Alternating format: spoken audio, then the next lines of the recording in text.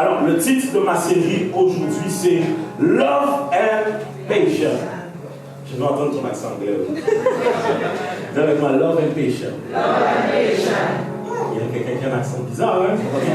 Love and Passion, parce que Love and Patience. Love and Patience. Ça veut dire amour et passion.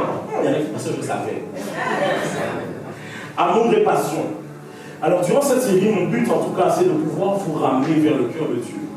De tout simplement vous ramener à vous recentrer sur l'amour de Dieu. Est-ce qu'on est ensemble? Amen. Est-ce que tu désires cela? Amen. Alors, je t'assure, c'est vraiment quelque chose qui me tient profondément à cœur. Je ne vais pas forcément te pousser tout le temps à acclamer le Seigneur, mais je veux te dire que si tu ne veux pas monter à la montagne avec moi pour chercher l'amour de Dieu, alors tu resteras dans la vallée. Dis à ton voisin, est-ce qu'on se met d'accord pour monter ensemble? Dis à ton voisin, tu t'es assis sur tes fesses. Ne pas sur ta bouche. Donc quand il faut dire Amen, tu peux dire Amen. Amen. Amen. Ok. 1 Jean chapitre 4 verset 19. 1 Jean chapitre 4 verset 19. On va lire tous ensemble. Pour nous, nous l'aimons parce qu'il nous a. Pour nous, nous l'aimons parce qu'il nous a. Jean 3, 16. Car Dieu a tant aimé le monde qu'il a donné son Fils unique afin que quiconque croit en lui ne périsse point, mais qu'il ait la vie éternelle. Lorsque je préparais cette série, j'allais arriver sur le verset de base que j'avais à cœur, mais le Saint-Esprit m'a dit non, avant d'arriver jusque-là, retourne au commencement. Et il m'a donné le titre du message, il m'a dit tout commence par l'amour. Il m'a dit tout commence par l'amour. En général, souvent lorsque les hommes donnent, les hommes attendent de recevoir en retour. Mais ce que j'aime avec Dieu, c'est qu'il n'a jamais attendu de recevoir en retour. La série qu'on est en train de faire ce matin, je t'assure, elle est capitale. Parce qu'elle va challenger ton amour pour Dieu. Elle va remettre en question l'amour que tu dis avoir pour Dieu. Et elle va pas te juger, mais te prendre par la main et t'amener à aimer Dieu encore plus davantage. Cette série va te permettre de devenir un fou de Dieu, un amoureux de Dieu. Genre, ton cœur bat pour Dieu. Ça veut dire que Fredo qui n'en répond plus à tes messages, ce n'est pas grave. Julie qui n'en répond plus à tes messages, ce n'est pas grave. Parce que ton cœur est d'abord à Dieu. Est-ce qu'on est ensemble? Amen. Écoutez. En général, souvent lorsque les hommes donnent, ils attendent en retour une contrepartie. Mais ici, Dieu nous a donné pour donner davantage. Il a donné quelque chose de précieux pour offrir quelque chose de précieux. Regardez bien le verset. La Bible dit car Dieu a tant aimé le monde qu'il a donné son Fils unique afin que quiconque croit en lui ne périsse point mais qu'il ait. Regardez bien. En général, lorsque les gens donnent pour s'attendre à recevoir en retour. Mais Dieu, lui, t'a donné pour te donner encore. Je ne comprends pas ce que je veux dire. En fait, ce que Dieu fait, c'est qu'il te dit, tu as des dettes, je te donne ma carte bancaire. Et puis tu payes tes dettes. Tu dis, Seigneur, c'est bon. Il te dit, garde la carte bancaire. Pourquoi? Parce qu'ici, il dit, il a donné son Fils unique afin que quiconque croit ne périsse point, mais qu'il ait la vie éternelle. Ce qui veut dire que Jésus, Dieu n'a pas été seulement donné Jésus à l'humanité simplement pour donner Jésus, mais pour racheter l'humanité. Mais ce qui est fort, pourquoi? Afin que l'on puisse avoir la vie éternelle. Mais ce que j'aime par-dessus tout, c'est que même si la Bible dit qu'il est assis à la droite du Père et qu'il intercède en notre faveur, Galates 2:20 va dire que ce n'est plus moi qui vis, mais c'est Christ qui vit en moi. Ce qui veut dire que Dieu, lorsqu'il a envoyé son Fils, il te l'a donné. Il t'a encore donné la vie éternelle. Mais il n'a pas gardé son Fils jalousement pour lui, il te l'a encore laissé. Parce que la Bible dit que c'est Christ qui vit en moi. Écoutez, soyez clairs dès le départ. Le Père, le Fils et le Saint-Esprit, c'est la même personne. Au commencement, dans Genèse, Dieu dit, faisons l'homme à notre image. Si Dieu parle à la première personne du pluriel, c'est qu'il n'est pas seul à ce moment-là. Dès le commencement, c'est pour ça que Jésus dit, j'ai vu la naissance d'Abraham. Parce que dès le commencement, il dit, faisons l'homme à notre image. Quand il dit faisons, c'est que le Père, le Fils et le Saint-Esprit étaient déjà présents. C'est pour ça que toi, quand tu as été créé en tripartie. Dans quel sens? Tu as un esprit qui possède une âme, qui habite dans son corps. Ce sont tes trois entités, mais tu sais toujours la même personne. Est-ce qu'on est ensemble? Amen. Et ce que j'aime avec Dieu, c'est que Dieu n'est pas ce genre de personne qui nous donne et qui attend des fois en retour. Là où les gens dans ta vie t'ont souvent donné, n'ont souvent attendu que tu puisses leur donner en retour. Souvent, lorsque les gens te donnent, tu trouves ça un peu bizarre parce que tu te dis, mais qu'est-ce qu'il attend en retour? Tu te dis, moi je n'attends rien. Vous ne comprenez pas encore, vous allez comprendre. Regardez. Dieu a fait le choix de t'aimer sans garantie. C'est ce que tu dois comprendre. Dieu n'a pas calculé qui va accepter Jésus pour envoyer Jésus à la croix. Il a choisi de t'aimer alors qu'il n'était même pas sûr que tu serais un jour assis dans cette église pour entendre sa parole. Il n'a pas calculé de savoir est-ce que lui il va m'aimer. Je décide que même s'il ne m'aime pas, même si ce monde me rejette et ce monde finit par avoir tout un tas de théories pour moi, je vais donner ma vie pour eux. Quel est cet homme qui peut donner, mais sans garantie? Vous tous qui êtes ici, si je vous dis, ok, donne-moi ta voiture, vous allez me dire, mais pasteur, moi je ne fais pas le travail. Dieu n'a pas pensé à ça. Il a juste dit, je te donne. Je n'attends pas, j'aime ça. Vous savez, je pousse les gens à pouvoir aimer davantage Dieu. Mais vous savez que Dieu ne vous force pas à l'aimer davantage. Il vous a aimé le premier, sans attendre que vous puissiez l'aimer davantage. C'est là où vous voyez la puissance et l'amour de Dieu. Dieu n'a pas attendu que tu sois parfait pour t'aimer. Dieu n'a pas attendu que tu sois le meilleur pour t'aimer. Parce que l'amour de Dieu n'a pas de condition. Rends-toi compte à quel point cet amour, il est comme incompréhensible. Comment quelqu'un peut envoyer son fils unique, seulement ce qu'il a le plus précieux, pour donner sa vie pour toi, alors qu'il n'est même pas sûr que tu vas l'accepter? Mais ce que j'aime, c'est que même s'il n'y aurait eu qu'une seule âme qui aurait accepté Jésus, alors le sacrifice est valable. Et quand il a été à la croix, il a pensé à toi, il a pensé à moi, il a pensé aux gens qui étaient après. Il s'est dit non, je suis obligé d'aller donner ma vie. Pourquoi? Parce que les hommes ici-bas sur terre ne peuvent pas vivre en réalité par leur propre mérite. Et c'est ce que j'aime bien. Dieu ne t'aime pas parce que tu le mérites. Il t'aime parce que tu es son enfant. Amen.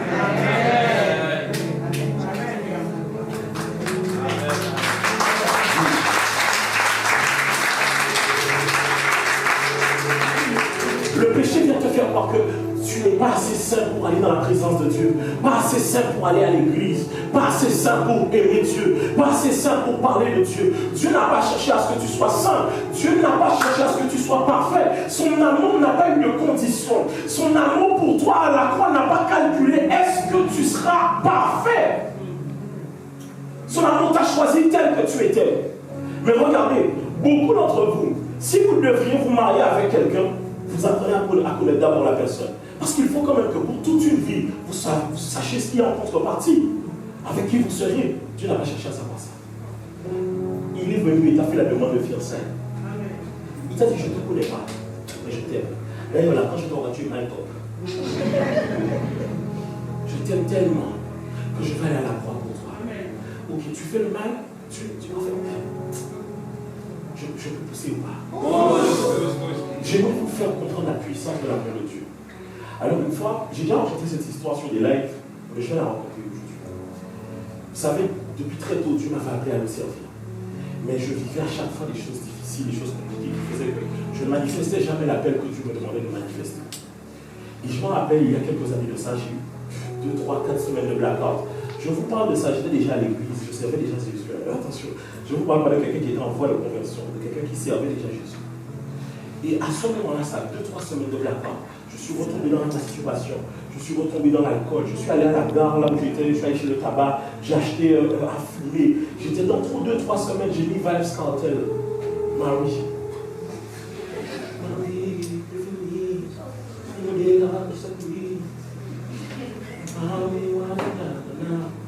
et j'étais là, en train de chill, en train de me dire que non, Seigneur, de toute façon, vu comment moi je suis, et toutes les prophéties que tu as données, ça ne peut pas être en lien. Comment tu peux dire que tu m'appelles à te servir alors que ma vie n'est même pas en règle et que moi je ne suis même pas comme il faut? J'ai dit au Seigneur, moi je pense que je ne suis pas fait pour ça et que tu t'es trompé de personne. Quand les hommes de Dieu sont venus ont prophétisé sur moi, peut-être qu'ils ont tapé poteau, ils ont mal vu, ils se sont trompés. C'était peut-être pas moi le voisin de derrière. J'ai dit, Seigneur, moi tes foutaises, j'ai parlé comme ça. J'ai dit, Seigneur, tes foutaises d'appel quand j'arrête tout ça. Et le Seigneur m'a dit, juste une phrase, il m'a dit, mais tu sais que tout ça, ce que tu es en train de faire là, ce n'est pas pour toi. J'ai dit, waouh. Et puis j'ai dit, Seigneur, si c'est vraiment toi, envoie-moi un signe. Je venais de fumer dans la pièce où j'étais, il y avait vraiment beaucoup de buée, beaucoup de fumée. Et je vais me coucher, et lorsque je me couche, je sens une brûlure sur mon bras. Et quand je me lève, je me dis, mais qu'est-ce qui me brûle comme ça? Je regarde sur ma couette, je vois une abeille. Sauf que ceux qui vont chercher le miel savent que les abeilles fuient la fumée. Et le Seigneur me fait comprendre, tu vois, l'abeille est venue jusqu'à toi, il n'a pas fui la fumée. La fumée n'a pas empêché l'abeille de venir jusqu'à toi. Tout comme ton péché ne m'empêchera pas de venir jusqu'à toi. Amen.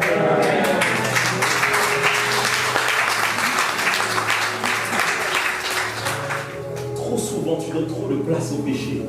Trop de place au péché, mais peu de place à l'amour de Dieu. Laisse-moi te dire une chose, le péché que tu commets, il est minime contrairement à l'amour de Dieu. L'amour de Dieu surpasse toutes ces choses. Des fois, le péché te ment et te dit, regarde comment tu es tellement mauvais, toi tu veux venir à l'église. Vous savez pourquoi? Parce que le diable, lui, il a un sort qui l'attend. Et ce sort, il veut vous le faire partager avec lui. Mais en réalité, je vous verrai ça ensemble, l'enfer n'a pas été réservé pour les hommes, mais pour le diable et les anges déchus. Et jamais pour les hommes. Est-ce qu'on peut pousser? La Bible nous dit dans Romains chapitre 5, versets 6 à 8, en effet, au moment fixé par Dieu, alors que nous étions encore sans force, le Christ est mort pour des pécheurs. À peine accepterait-on de mourir pour un juste. Peut-être que quelqu'un aurait-il le courage de mourir pour le bien. Mais voici comment Dieu nous montre l'amour qu'il a pour nous. Alors que nous étions encore des pécheurs, le Christ est mort sans garantie. Sans garantie. Tu es pécheur. Jésus est mort pour toi. Jésus n'est pas mort parce que tu es parfait. Il n'est pas mort parce que tu es si saint. Il est mort justement parce qu'il connaissait ta condition. Et il sait que cette condition, écoute, les gens disent ce qu'ils veulent, disent, moi je ne crois pas en Dieu, je fais ma vie. Mais ils se mentent à eux-mêmes. Parce que lorsqu'ils pêchent, leur propre conscience leur parle et leur dit que ce que tu fais c'est mauvais. Vous savez, les gens inventent des haters. Oh, les gens surveillent ma vie. Personne ne surveille ta vie. C'est ta conscience même qui surveille ta vie. C'est ta conscience qui te condamne tout le temps. Et puis tu t'inventes des haters. Il n'y a aucun haters. C'est ta conscience à toi-même. Pourquoi? Parce que tu as un esprit qui possède une âme qui habite dans un corps. Avec ton corps et ton âme, tu pêches. Mais ton esprit te dit, mon ami, ce que tu fais là, c'est pas ce à quoi Dieu t'appelle. Et tu te bats avec toi-même. Tu dis de toute façon, chacun fait ses choix. Mais tu sens dedans de toi la voix de la culpabilité quand tu pêches. Aucun homme ne peut dire que quand il couche en mariage, quand il fait la masturbation, quand il fume, quand il est sous, qu'après ça, il se sent trop fier de lui. Aucun. Ta conscience te condamne. Aucune personne ne peut dire que quand je mens, quand je fais la sorcellerie, quand je fais toutes ces choses, je me sens trop bien au fond de moi. Je sens que vraiment, je suis trop bien. Aucun. Nous tous, nous nous sentons coupables. Et c'est cette culpabilité qui donne une mauvaise pensée. On essaie de justifier ça en disant non, mais c'est la société, la culture qui fait qu'aujourd'hui on pense comme ça. C'est ta conscience qui te parle. Parce que la Bible dit qu'il a mis en chacun d'entre nous la conscience de l'éternité. Sauf que le problème, c'est que le péché te ment. Tu sais pourquoi? Le péché cherche à te mettre toi en inimitié avec Dieu, alors que c'est lui la cause. Le péché se place en sens il te dit mais Dieu ne t'aime pas. Dieu ne t'aime pas. Tu es sûr que Dieu ne t'aime pas? Si Dieu ne t'aime pas, pourquoi tu es assis ici aujourd'hui? Aussi simple. Pourquoi tu es assis aujourd'hui? Tu diras on m'a forcé, mais tu es venu quand même. On ne t'a pas forcé, tu es venu quand même. Tu diras non, mon père, tu es venu quand même. Ça veut dire que Dieu avait déjà prévu dans son calendrier que tu sois présent ici pour entendre sa parole. Amen. Et ce qu'il me dit ce matin, je suis sûr, c'est très simple. Il m'a dit, avant d'aller plus loin sur l'amour que les gens ont pour moi, je veux que tu leur fasses comprendre avant tout que je les ai aimés le premier. Amen. C'est fort. C'est fort. Parce que vous savez, vous arrivez, je dis, qui va accepter Jésus ici? Vous dites, moi, je veux accepter. Vous levez la main, vous dites, Seigneur Jésus, je t'accepte dans ma vie. Ok, d'accord. Et vous pensez que c'est vous qui avez accepté? Non, Dieu, c'est comme une femme. Vous savez pourquoi? J'ai dit comme, je n'ai pas dit c'est une femme. Ah non. N'allez pas dire ce que je n'ai pas dit. Dieu fait comme une femme. Dans quel moment? Au moment de la drague. Oui. Les femmes sont très fortes. Hein. Messieurs, vous croyez que c'est vous qui les draguez? C'est elle qui vous la voyez pas. La femme a le don de te draguer sans te faire voir qu'elle te drague. Pour que quand tu viens la draguer, pourquoi c'est toi qui la dragues? Elle a les techniques, les positions, les appels de femmes. Quand elle tourne comme ça. On dit, je vais aller vers elle. Quand il fait comme je ne l'ai pas vu. Elle t'avait vu. Amen.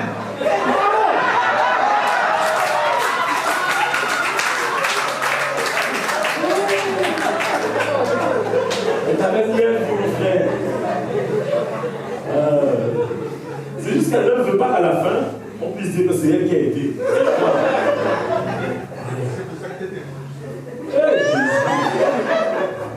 C'est sorti du fond du cœur.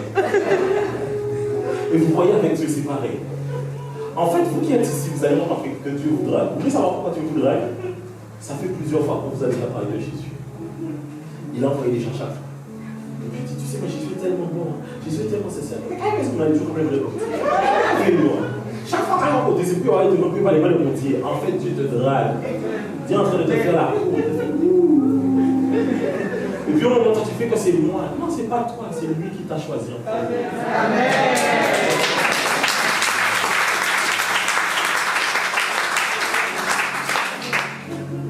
Ce n'est plus moi qui vis, c'est Christ qui vit en moi. Ensuite, il dit ma vie, dans Galates 2, il dit ma vie en tant que je la vis maintenant dans la foi au Fils de Dieu, qui par amour pour moi s'est livré à la mort à ma place. Voici, tu dois comprendre donc que Dieu ne donne pas la vie éternelle parce que tu es bon. Il ne t'a pas offert la vie éternelle parce que tu es si parfait. Il a offert la vie éternelle parce qu'il t'aime et se soucie de ta condition. Son Fils qu'il nous a offert n'est pas le signe de notre mérite, mais le signe de son amour. Ouais. Et c'est ce que j'aime. Vous savez, les religieux, ils disent, moi, je suis tellement bon que je serai sauvé. Ceux qui sont spirituels disent, Dieu est tellement bon qu'il m'a sauvé. Amen. C'est là tout l'inverse. Le religieux pense que c'est parce que moi, je suis tellement bon, moi, je fais tellement bien les choses que Dieu va me sauver. Le spirituel dit, non, non, non, non, non, ça n'a rien à voir avec mes efforts à moi. C'est Jésus lui-même qui est venu jusqu'à moi. Amen. La religion t'apprend comment toi faire des efforts pour pouvoir, comme si c'est une vie haute. C'est une vie morose. C'est toi qui vas faire tous tes efforts pour venir derrière Jésus, alors que la relation, c'est Jésus qui vient juste là. Regardez, les hommes ne sont pas montés au ciel pour aller rencontrer Dieu, c'est Jésus qui est descendu sur terre pour aller vous rencontrer. Et c'est là le problème, c'est que nous tous, on a l'image de la religion. C'est pour ça que quand on te dit tu vas accepter Jésus, c'est la religion à ça. Aïe, aïe, aïe. Il vient pas emporter des gîtes douettes pour moi. C'est rien à ça.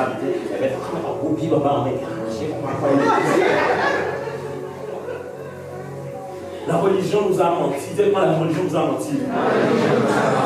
La religion te dit, fais pas ci, parce que tu vas en enfer. Fais pas ça, fais pas ci, fais pas ça. Dieu te dit, en fait, quand tu fais ces choses ou quand tu ne les fais pas, tu ne les fais pas parce que tu as peur de moi, tu les fais parce que tu m'aimes. Vous voulez savoir pourquoi? Parce que la preuve est que Dieu veut que vous puissiez obéir à sa parole par amour. C'est que Dieu n'a pas entendu que vous l'aimiez pour se sacrifier pour vous. Cela veut dire que vous ne pouvez pas perdre le salut parce que vous ne sacrifiez pas pour Dieu. Vous ne comprenez pas. Parce que les gens se disent que comment on fait pour perdre le salut si je fais le mal? Si tu fais le mal, donc tu as eu ton salut parce que tu fais le bien alors. Comment on a le salut?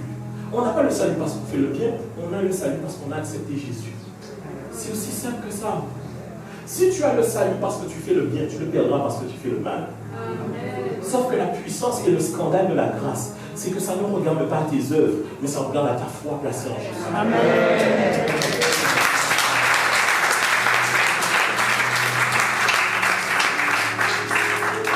À toi qui me suis ce matin, j'aimerais repositionner ton regard. En fait, dans la Bible, quand Dieu écrit ses lettres aux églises, il dit dans l'Apocalypse, moi ce que j'ai contre toi. Et Dieu m'a fait comprendre en fait qu'il y a plusieurs personnes qui sont comme en confrontation avec Dieu aujourd'hui. Mais vous savez, des fois, vous êtes en confrontation avec des gens qui ne vous veulent que du bien. Mais vous savez, il n'y a seulement que les parents qui peuvent comprendre ça. Ah, ça, si tu n'es pas parent, tu ne peux pas comprendre. Vous savez pourquoi?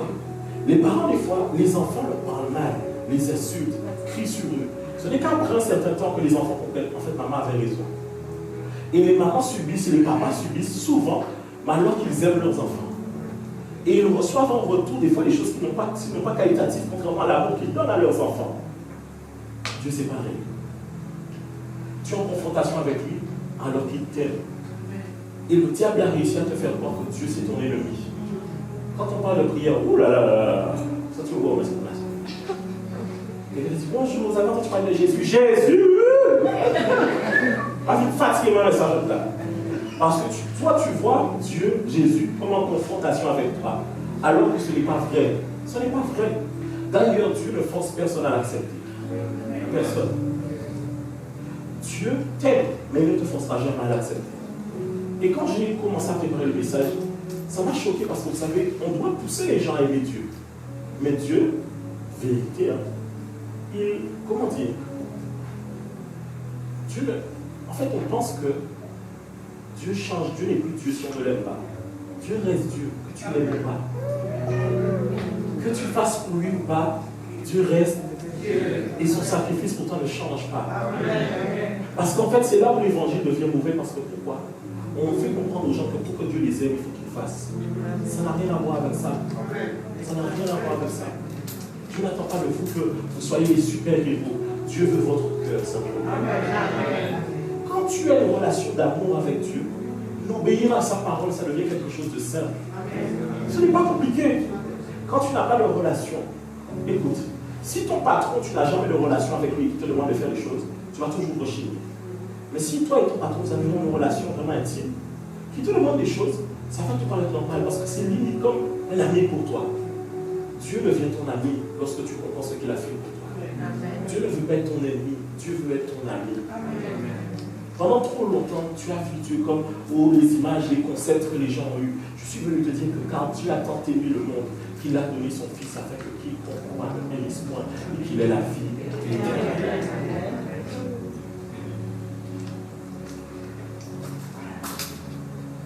Cela me rappelle une histoire. On va la lire ensemble. Luc chapitre 15, verset 1. Est-ce que tu es prêt à lire? Parce que on va lire. D'accord, détends un peu ta mâchoire. On va lire. Ok, est-ce qu'on peut lire tous ensemble? 1, 2, 3. Puis poursuivit Un homme avec le Fils. Le plus jeune lui dit, mon père, donne-moi ma part d'héritage, celle qui doit me revenir un jour. Et le père fit le partage de ses biens entre ses fils. Quelques jours plus tard, le cadet vendit tout ce qu'il avait reçu et s'en alla dans un pays lointain. Là, il gaspilla sa fortune comme un homme de grande vie. Quand il eut tout dépensé, une grande famille survint dans ce pays-là et commença à manquer du nécessaire. Alors il alla se faire embaucher par l'un des propriétaires de la contrée. Celui-ci l'envoya dans les champs garder les porcs. Suivant. Alors il alla se faire embaucher par l'un des propriétaires.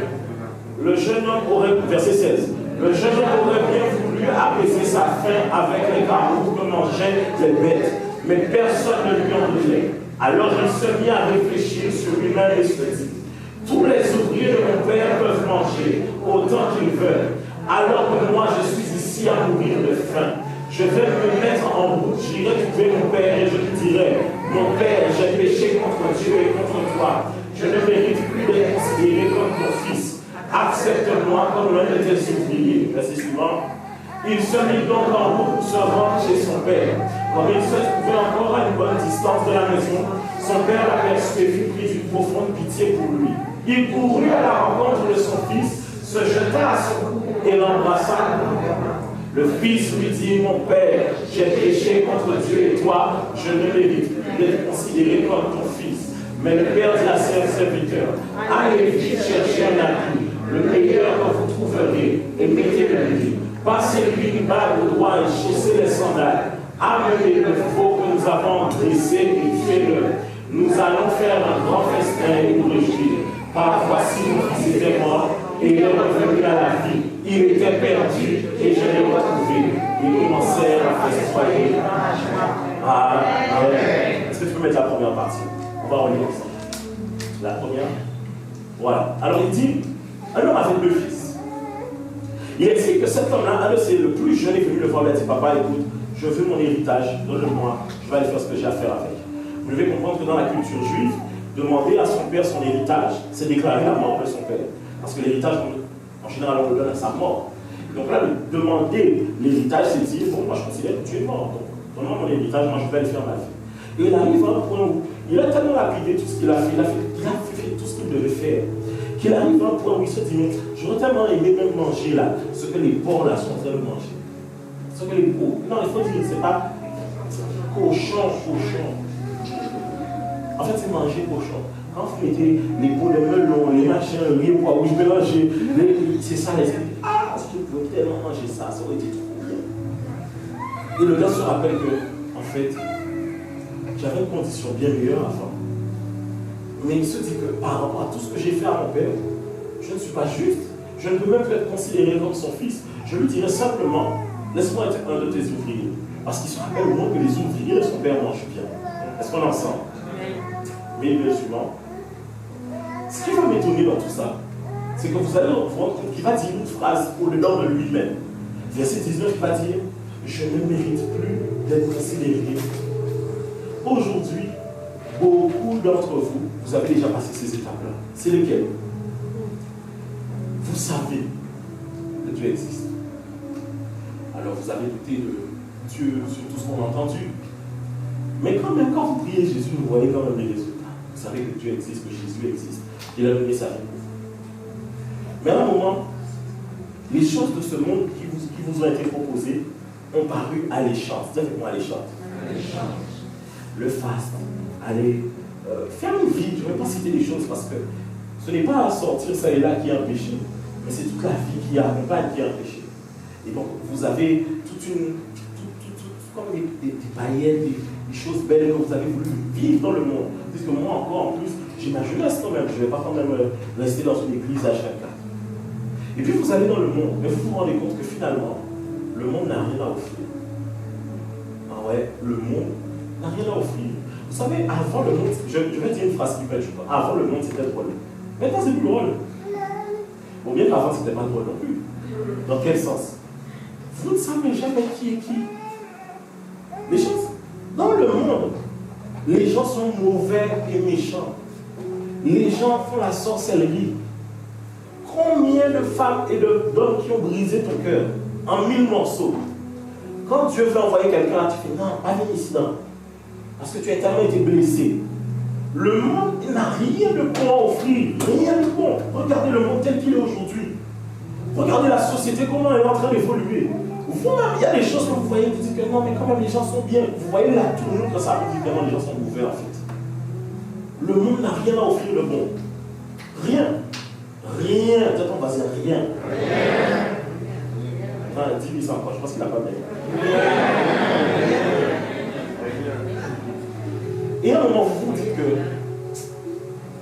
quand lui se rappelle de sa condition quand il était chez son père, ce n'est pas que vous vous rappelez de votre condition quand vous étiez avec Dieu, mais c'est que vous avez au fond de vous un appel pour l'éternité qui vous dit, mais en fait la vie ne se résume pas qu'à ça.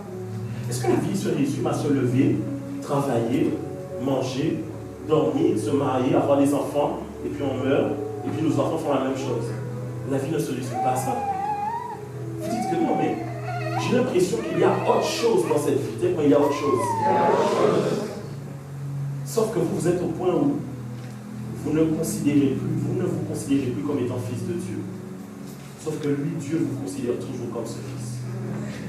Et vous dites que de toute façon, bon, écoute, voilà la notion que vous avez, le regard de l'ouvrier. Dites-moi le regard de l'ouvrier. En fait, vous vous dites que bon, mais comme je ne peux pas être fils de Dieu, je vais faire des choses pour lui. Dieu ne veut pas seulement que tu puisses faire des choses pour lui, Dieu veut que tu sois quelqu'un pour lui. Dieu ne veut pas que tu puisses faire, il veut que tu puisses être. Il n'a jamais arrêté de te considérer comme son enfant. Jamais. Il attend juste que tu reviennes à la maison. Il dit juste, reviens à la maison. Et ce que j'aime bien, c'est que lui, il arrive devant le Père avec tristesse, avec un poids sur ses épaules. Il se dit, non mais le gars là, il va me rejeter. Et regardez comment le Père l'accueille. Il l'embrasse. De manière comment? Mets le verset suivant. Il dit, il l'embrassa. Il s'est dit qu'il a gaspillé le bisou sur lui. Il lui a dit, oh mon fils. Ensuite il dit, le fils lui dit, mon père, il dit, mais le père, regarde, il dit, je ne suis plus digne d'être considéré comme ton fils. La Bible aurait pu dire ce que le père répond. Le père ne répond même pas. Il dit, arrête-moi tes bêtises là. Des histoires de tu ne te considères plus. Il dit, les gars, allez chercher un habit. Le monde a laissé des taches. Le monde a déchiré ta tunique. Le monde a enlevé ta dignité. Le monde a enlevé ton mérite. les gens, je t'assure, si tu regardes bien, tu as plus perdu dans le monde qu'autre chose. Ce que tu vois là, ce n'est qu'une illusion. Mais ce qu'il y a derrière est beaucoup plus difficile qu'en réalité tout ce que le monde a t'offrir. Et donc lui vient et puis change ton habit. Et il dit quoi? Il dit pas simplement un habit, il dit le meilleur que vous, le meilleur. Ça veut dire que quand tu reviens dans la maison de Dieu, Dieu t'offre le meilleur. Le meilleur. Ensuite, il dit, mettez-le lui. C'est fort, mettez-le lui. Dis-moi, mettez-le lui. Ça veut dire que là, tu arrives à tellement un niveau de royauté en un instant. Tac, tac, ça veut dire que tu n'as même besoin de bouger. Tu fais comme ça. Et on met les habits sur toi. Oh, quelqu'un vient t'habiller. Ça veut dire que tu te dis, ok, c'est trop difficile pour toi de mettre l'habit, lève les bras, de mettre pour toi. Il veut juste que tu reviennes à la maison. Ensuite, il dit, passez-lui une bague au doigt. Il y a une alliance qui va être faite entre Dieu et toi. Et chaussez-le de... Tu vas retrouver ce zèle que tu avais pour les choses de l'évangile. Ensuite, il dit, amenez le veau que nous avons. Ça veut dire que tout le temps que tu étais absent, en fait, Dieu savait déjà, il avait un veau qu'il était en train d'engraisser pour ton retour. C'était parti. Mais quand tu pars, Dieu est déjà en train d'engraisser le veau. Il dit, parce que je sais que tu vas retourner. Je sais que tu vas revenir. Quand tu pars, Dieu ne s'attend pas à ce que tu restes là-bas. Il dit, tu vas revenir. Il dit, parce que mon amour viendra te chercher. Et c'est dans ce sens qu'il y a un chant qui dit, aucune âme n'est trop sombre, non trop élevée, pour que tu me cherches. Aucun mur ne peut résister, les mensonges te nient, sans fait tu me cherches. Oh, l'amour versant, extravagant, infini de Dieu. Sans faiblir, il me cherche, il me poursuit, me ramène à lui. Je suis indigne et sans mérite, mais pour moi tu t'es livré. Oh, l'amour en versant, extravagant, infini de Dieu. Il dit, nous allons faire un grand festin et nous réjouir. C'est fort. Parce que là où le Père devait même te dire, dans quel état tu es, il ne regarde même pas. Il dit, on va festoyer simplement pour ton retour. Et c'est ça. Tu sais, quand tu vas revenir, et tu dis, Seigneur, je te demande pardon. Dieu ne va pas chercher à te dire quel péché tu as fait. Dieu ne va pas te dire, ah bon, tu as fait quoi? Viens s'asseoir. Dieu va te dire, tu m'as demandé pardon.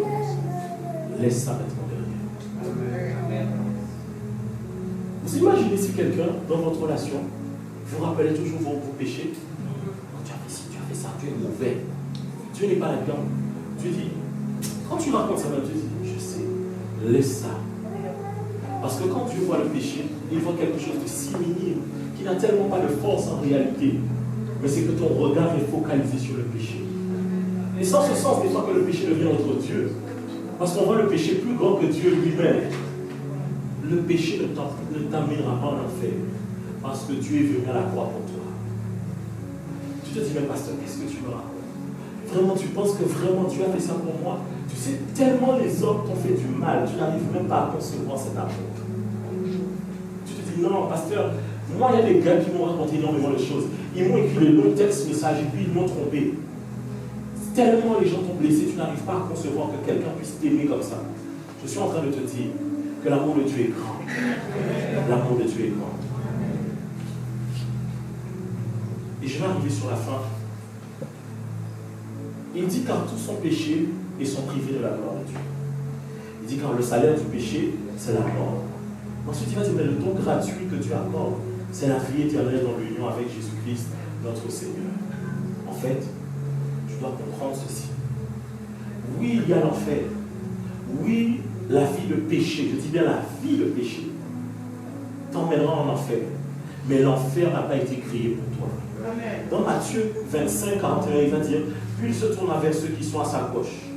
Il dit, retirez-vous loin de moi, vous que Dieu a maudit, et allez dans le feu éternel préparé pour le diable et ses anges. Ce qui veut dire que l'enfer, ça n'a pas été pour toi. Mais le diable te ment. Tu sais qu'est-ce que le diable essaie de faire? De te rendre participatif de son propre péché. Que tu sois complice avec lui.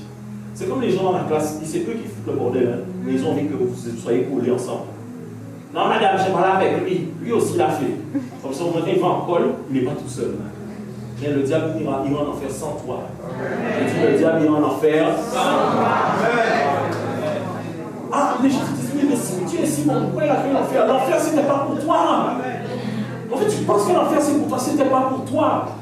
Dieu a créé la terre pour l'homme, pas l'enfer.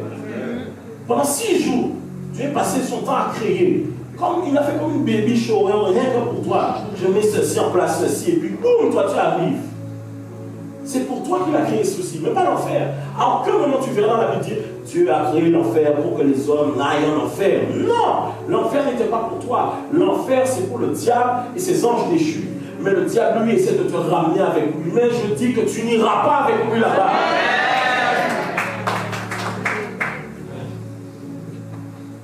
Pour être sauvé, il n'y a qu'un seul chemin, c'est Jésus. Amen. Jésus. Il dit, car Dieu a tant aimé le monde, qu'il a donné son Fils unique, afin que quiconque,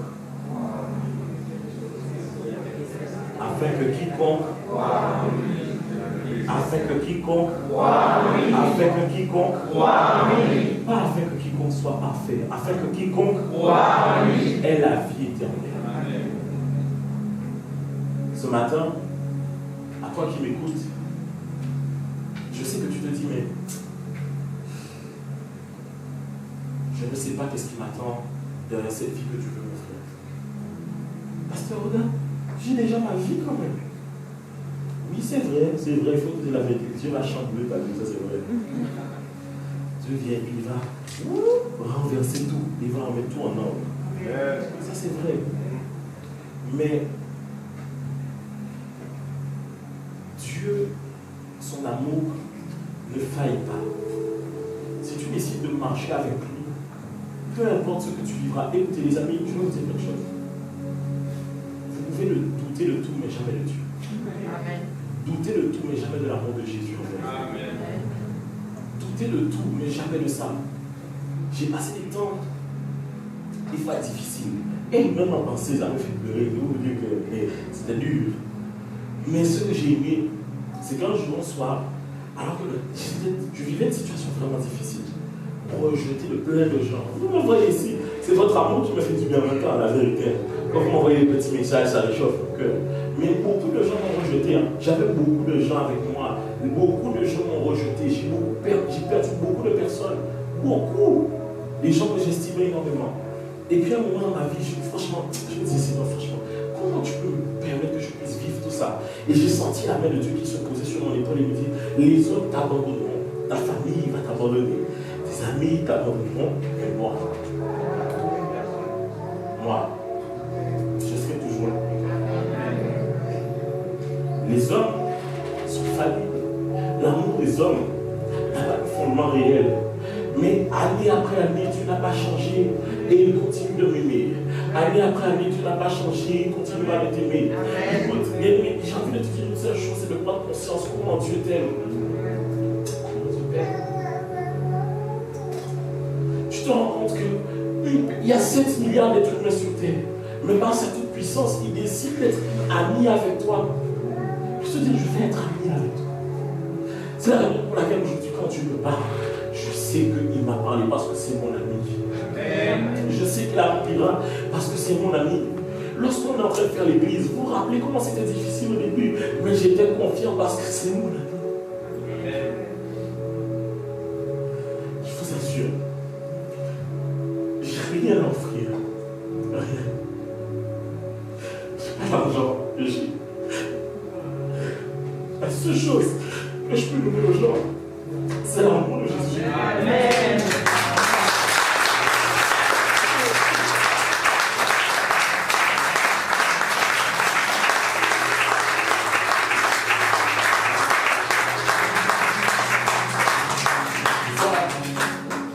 vous ne rendez pas compte.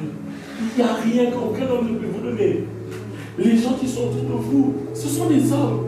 Ils vous abandonneront peut-être un jour, mais Dieu, lui, sera toujours là pour vous. Amen. Écoutez, il y a beaucoup de choses que l'on peut dire par rapport à ce qui concerne la Bible, la parole de Dieu, Jésus, mais il y a des choses que jamais on n'entendra. C'est que Jésus m'aime. C'est que Jésus m'aime.